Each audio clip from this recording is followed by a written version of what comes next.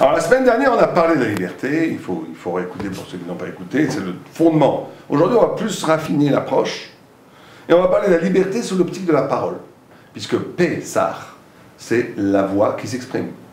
Plus que ça, dans le Sefer Yetzira, qui est un des livres fondamentaux de la Kabbalah, vous savez que dans les Sefer Yetzira où est énoncé les secrets de la création, à partir des lettres, puisque le monde a créé le monde que Dieu a créé le monde à partir des lettres, chaque mois a un organe et une lettre. La lettre du mois de Nissan, c'est le He, comme le souffle de la parole, et l'organe, bien entendu, c'est la bouche, et le Maasé, aussi un Maasé à trois choses, c'est la parole. Donc tout le mois de Nissan et tout Pessah tourne autour de la parole, non seulement dans le remez qui est donné dans le vocable Pessah, qui veut dire P, la bouche, ça s'exprime, la bouche s'exprime, si on faisait une traduction littérale, et aussi dans le mois, c'est le mois qui est lié à l'organe de la bouche.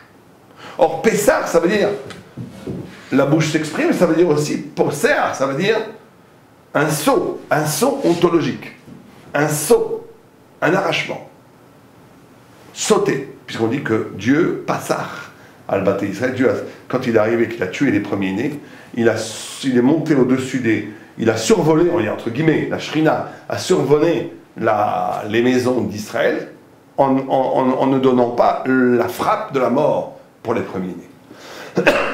Donc quel est le lien entre la parole, entre la liberté dans la parole, et entre la notion d'un saut, C'est quoi le lien entre ces trois choses? Alors, il faut savoir une chose extraordinaire, que la parole et la bouche, pour être plus précis, tout ce qui se passe autour de la bouche, c'est le lieu même de la liberté humaine. La liberté humaine se joue à partir de la bouche.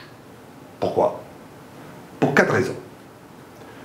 D'abord, quelqu'un qui est complètement matériel, c'est-à-dire de la matière brute, et même un animal, n'a pas de liberté. Pourquoi est-ce qu'il n'a pas de liberté? Parce que la liberté, c'est la possibilité d'être autre chose que soi-même. La liberté, c'est la capacité de ne pas être déterminé, on va dire. Un ordinateur n'est pas libre, puisqu'un ordinateur fera toujours ce pourquoi il était programmé.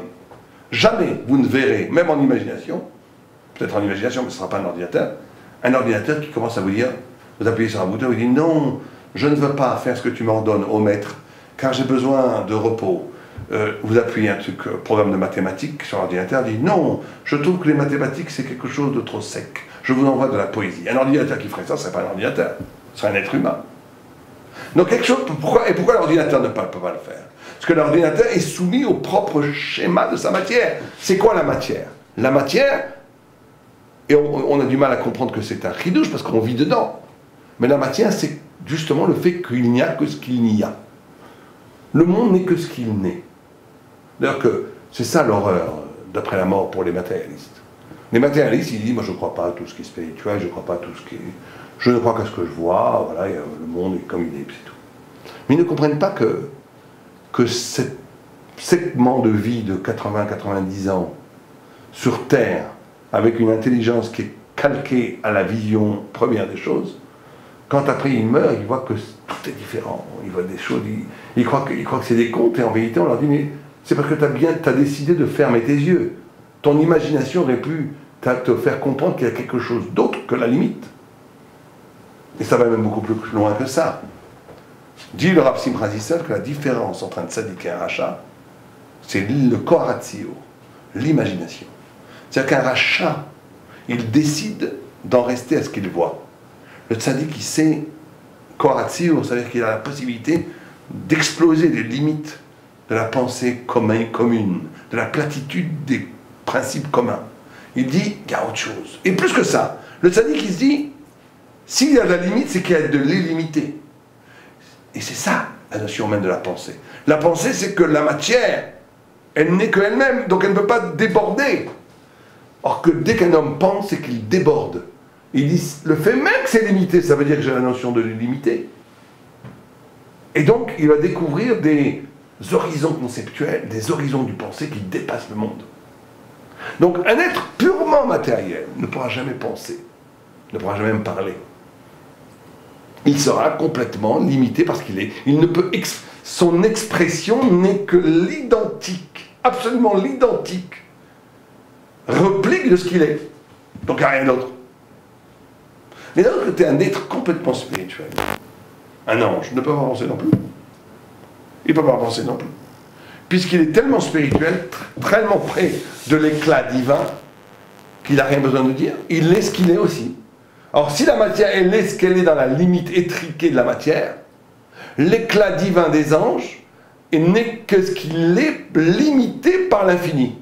L'infini n'a pas besoin de parler puisqu'il est infini. Mais paradoxalement, l'infini est aussi une prison qui est Biechol, puisque rien d'autre ne peut sortir de l'infini que l'infini. Vous me suivez? Très important. Le seul moment et le seul être qui est capable de liberté, c'est l'homme. Pourquoi? Parce que l'homme a une rencontre du fini et de l'infini. Explosion atomique. La pensée infinie, le corps fini. C'est pour ça que la Torah, quand elle parle de la parole dans le Neder, elle dit qu'il y a fli ish neder, qu'il y a fli milachon pele, extraordinaire. La parole a pour vocation ontologique. La parole est fondamentalement un pele. Pele, ça veut dire anormal, extraordinaire. Parce que c'est la rencontre d'un concept qui est infini. En vérité, tout concept est infini, participe de l'infini, et du corps qui est fini, qui articule ce concept. Et quand la parole parle, et qu'elle parle des idées, on est ici dans un lieu de disjonction phénoménale, où s'opère la possibilité de la liberté. Et donc la liberté n'est que dans Pessah. Et c'est le saut ontologique dont on parlait tout à l'heure. Parce que maintenant, à chaque moment de la parole, on va être confronté à une liberté extraordinaire. Est-ce que cette parole est là que pour énoncer ce qui existe déjà? Est-ce qu'elle est limitée? Est-ce qu'elle est esclave elle-même? Ou est-ce que cette parole est là pour goûter le souffle hé? Le hé, c'est le souffle divin qu'il y a dans chaque parole. La parole, à chaque instant que je parle, je peux faire du lachon hara, de la médisance, l'utiliser pour profaner la divinité qui est en moi. Ou je peux l'utiliser pour étudier la Torah ou dire une fila, ça vient pour m'élever. Donc la parole, c'est le lieu pur de la liberté. Et d'ailleurs, c'est pas que la parole, c'est la bouche. On dit que c'est pareil avec la nourriture. Quand je mange, je peux ou bien m'abîmer dans l'acte de manger, devenir comme Tavot Mevakesh Nifrad, et m'enfoncer dans la matière, devenir une sorte de gros pois chiche qui mange des pois chiches. J'oublie, fichez-moi la paix, je veux plus rien entendre, je veux m'oublier dans la jouissance de manger. Je deviens un animal. Tavot Mevakesh Nifrad. Celui qui est dans le désir, il demande la séparation, il ne veut rien entendre de personne.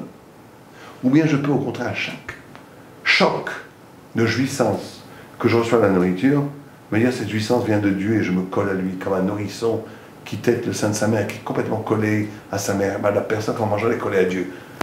Vous voyez, c'est la même liberté dans la bouche. Et si Dieu n'a pas créé deux bouches, une à droite et une à gauche, une pour parler et pour prier et pour étudier la Torah, et une pour manger, c'est parce qu'on veut te dire que le même organe qu'est la bouche absorbe la vie qui lui donne la vie et génère la vie en faisant la prière, en étudiant la Torah. Ça va être la même chose. Parce que la liberté, c'est ça. La liberté, elle va se jouer dans ce passage de la matière brute qui rentre et qui me donne la vie, et de le transformer en quelque chose qui est infini. Comment le fini se transforme en infini. Comment à chaque seconde, il y a un lien extraordinaire entre le fini et l'infini. C'est ça l'équilibre. Et d'ailleurs, qu'est-ce qu'on fait le soir de Pessah? Si je vous demande qu'est-ce qu'on fait le soir de Pessah, on fait en vérité que deux choses. On mange et on parle. On mange midoraita, c'est peut-être la seule mitzvah de la Torah, où on a une mitzvah de la Torah de manger de la matzah. Un kazaï de matzah qui peut manger en moins de 2 minutes. Penché, ou 4 minutes pour les bénonis, et 7 minutes pour les grands mékels. Il faut manger un kazakh et d'Achilat Pras. Et certains disent même 2 kazakhs et d'Achilat Pras. Il faut manger cela. Il faut boire du vin. Il faut manger la laitue. Il faut manger le korban pessah, l'agneau pascal. C'est intéressant d'ailleurs qu'il faut manger les 3 niveaux: l'animalité avec le korban, le laitue, le végétal, et le vin, le minéral. Il fallait absorber l'entière. Il fallait végétal, animal, végétal, minéral. Il fallait absorber l'entière panoplie de l'être et le retraduire en une parole. Voilà tout Pessah. Le soir du Seder, c'est ça la liberté.